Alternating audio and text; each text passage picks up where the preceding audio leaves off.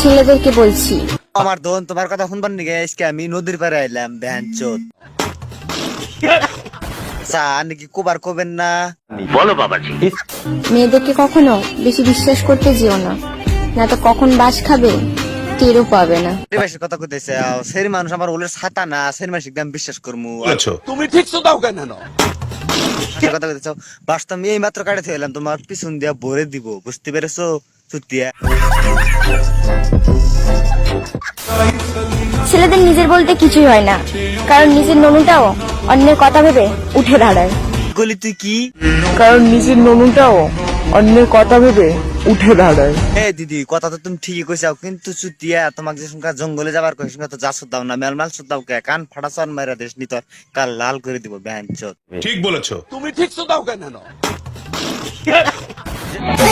সব সময় আস্তে আস্তে ঢুকালে হয় না, মাঝে মধ্যে একটু জোর করে ঠেলেও ঢুকিয়ে দিতে হয়। ও তাই নেই দিদি তো তোমার যদি এত শখ থাকে তুমি আমার কাছে আসতে পারো, তোমাকে একদম রকেটের মতো ঢুকাই দিম বেহান চোদ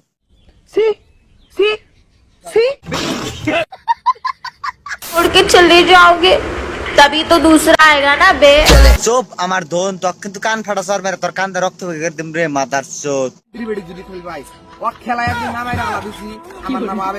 অবজেকশন ইউর সবসময় অন্যেরটা মুখে নিলে হবে, মাঝে মধ্যে তো একটু স্বামীরটাও মুখে নিতে হবে নাকি? দিদি তোমার কথা শুনে মনে হচ্ছে তুমি মালভোগ কলা খাবার দা তুমি দোন খায় ঘুরে বেড়াও তাই না চুতিয়া নিঃসন্দেহে তুই ঠিক কথা বলেছিস।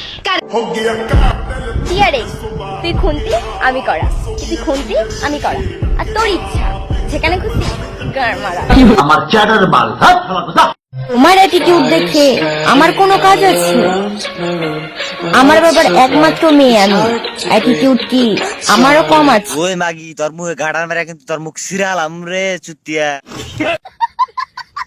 ও বেহানচো তুমি এক বাপের মেয়ে তাই তো কই বেহানচো তুমি কেন মালভোগ কলা খাবার দেয়া দোনটা মুখে নিচ্ছ বারবার।